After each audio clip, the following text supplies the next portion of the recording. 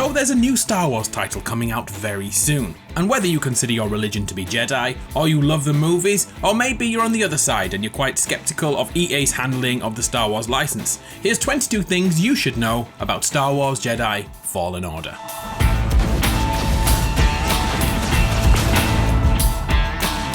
I'm going into this with uncontrollable positivity because of the first point, Respawn Entertainment. Respawn aren't even a decade old yet and have already given us the sublime Titanfall series, which was sadly poorly advertised and missed its chance to shine. And then they created Apex Legends, and you already know how great that game is. But again, EA's insistence on overly predatory loot boxes hurt that game too. There's a pattern here, isn't there? Well, now Star Wars Jedi Fallen Order is here, and we have been assured the game is a turning point in the publisher's actions as they attempt to rebuild favour with the fanbase. Let's tread carefully here, but the previews suggest that this game could be great. Let's start with the facts.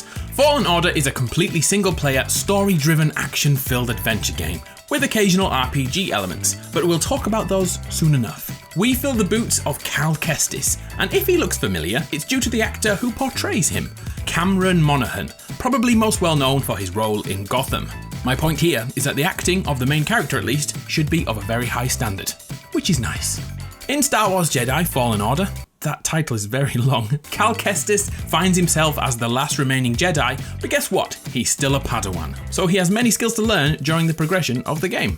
The game takes place about 5 years after Revenge of the Sith, in which Order 66 has almost completely wiped out the Jedi, but our Cal has escaped and now lives in the shadows in hiding.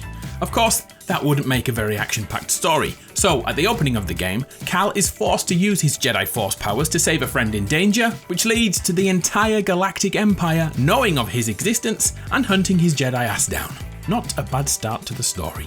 This leads on perfectly to my next point, new enemies created solely for this game. I know that since Disney gobbled up the Star Wars license, we've seen more and more new additions, but here in the video game world, we get a few more foes, like this Purge Trooper. Purge Troopers are expendable death squads, thanks Wikipedia for that, sent to hunt down Jedi and purge the galaxy of their existence, all thanks to Order 66.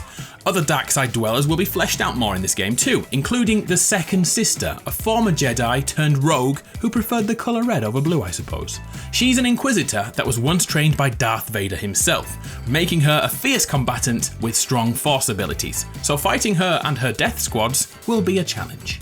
Don't feel as though the game will only feature variants of stormtroopers. We've seen so many creatures and other things to fight that we know for certain enemy variation is plentiful. But also, yeah, there are many variations of stormtroopers with many different weapons. A Jedi. This is what I'm trained for.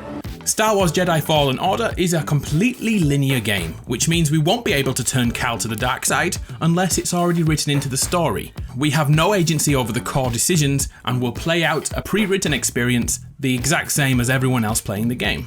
For some, that's a hard pill to swallow, but for the majority of us, we just want a great Star Wars story, so we won't see this as a limitation, more of a positive. But speaking of linear, older gamers and the more hardcore of you will know about the subgenre of METROIDVANIA. Back in the 80s and 90s, games like Metroid and Castlevania, hence the title, made their games retraceable, which means the player was asked to go back to areas they've already been through previously in the game.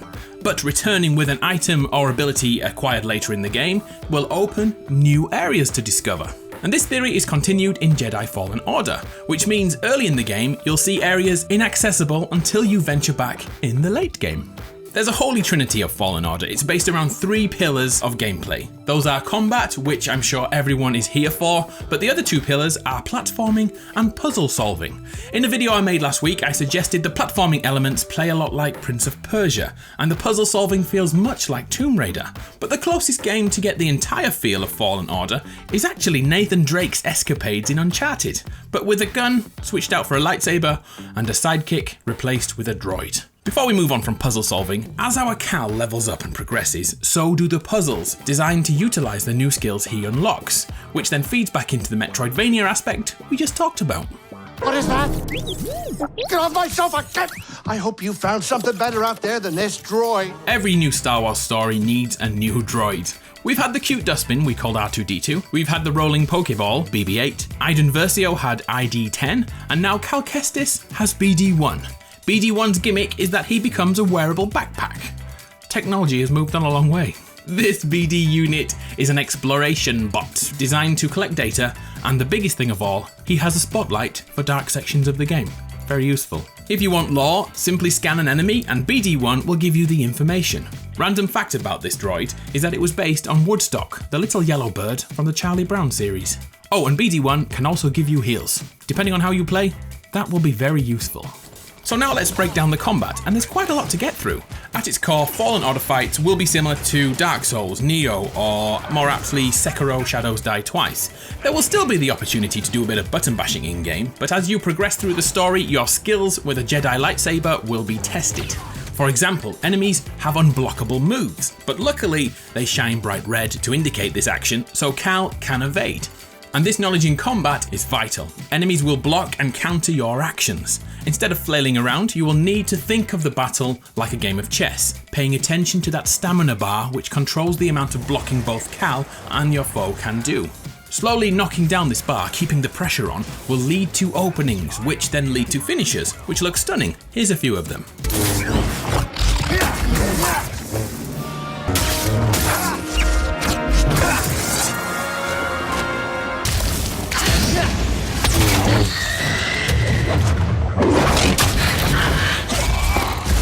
And to finish off our fighting etiquette, we should link this back to progression and RPG elements. As Cal levels up, he is rewarded with upgrades and skill points. These award new abilities. Instead of explaining them though, here's a few of them, from force pushes and pulls to slowing down time to make impossible jumps.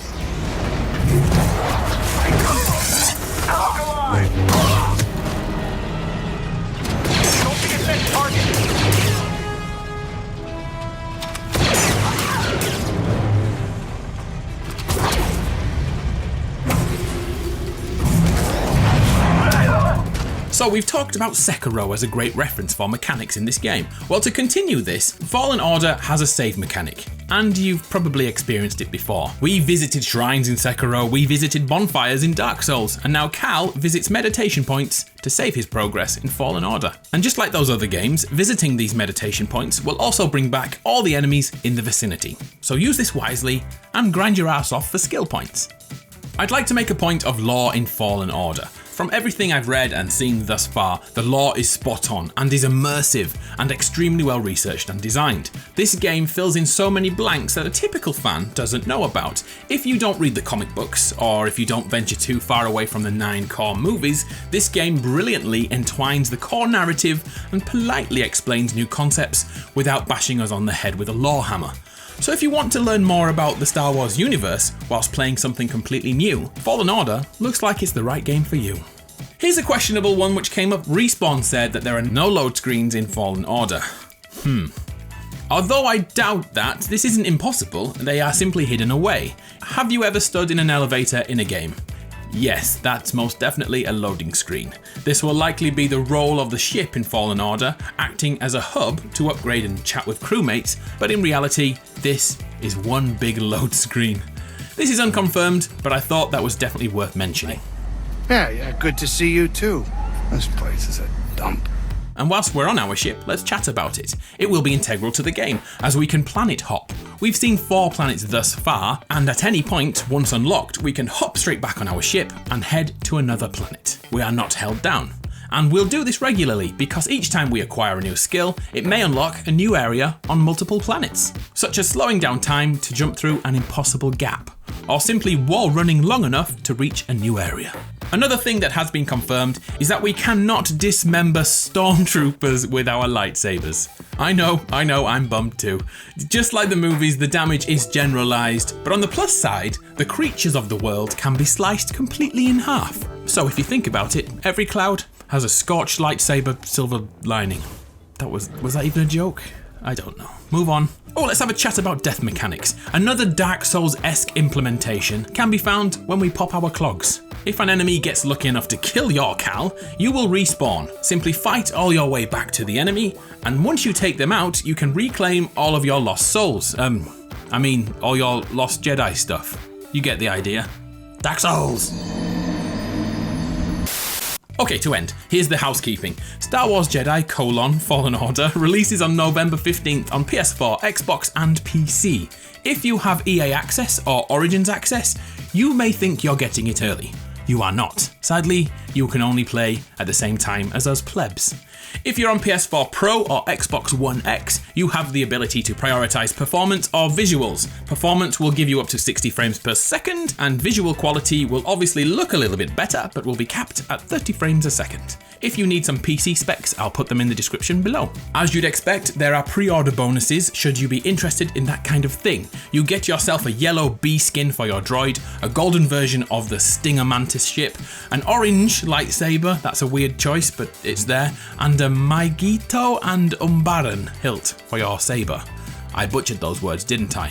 Very sorry. And one last thing, I started with this point and I'm going to end with it too. Microtransactions. To confirm, Star Wars Jedi Fallen Order is a single player only campaign with no loot boxes, no predatory money grabbing, and no pay to win skullduggery. Let me know how that makes you feel about EA. I'm Adam from PlayStation Grenade. It's been a pleasure. If you want to talk to me, you can get me on Twitter. I'm Adam Grenade over there. My DMs are always open. Thanks for your time. I'll see you again soon.